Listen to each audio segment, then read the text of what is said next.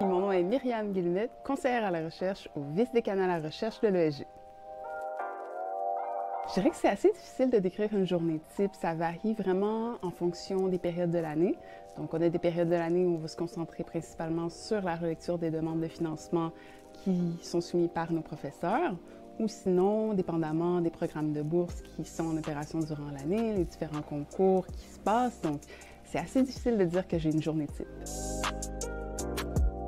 L'ESG, c'est un lieu d'innovation, de transfert de connaissances, mais pour moi, personnellement, c'est vraiment le lieu qui m'a permis de me développer en tant que chercheur, vraiment de découvrir de nouveaux horizons et qui m'a apporté beaucoup, tant sur le côté professionnel que personnel. Donc, j'ai un baccalauréat en études urbaines de l'Université York à Toronto, une maîtrise en urbanisme de l'Université de Montréal et un doctorat en études urbaines réalisé ici même à l'ESG-UQAM.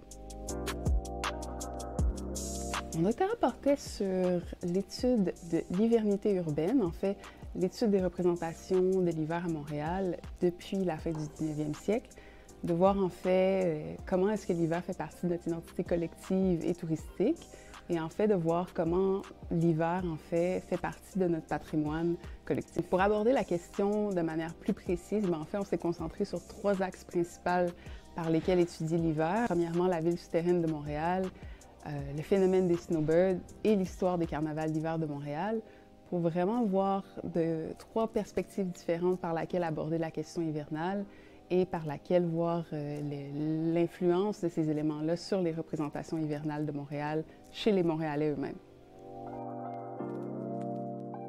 Je réalise actuellement mon 3e postdoctorat qui porte sur un phénomène qu'on appelle les villes de coucher de soleil, qui est un phénomène américain, en fait, qu'on trouve plus précisément à la fin du 19e siècle, mais également au début du 20e siècle, qui était en fait une réalité qui faisait en sorte que dans certains villages et certaines villes, les populations issues de groupes minoritaires devaient quitter la ville souvent à la tombée de la nuit ou souvent à 18 heures par l'annonce d'écriteaux ou de coups de sifflet, en fait, qui signifiait le départ forcé de ces populations-là.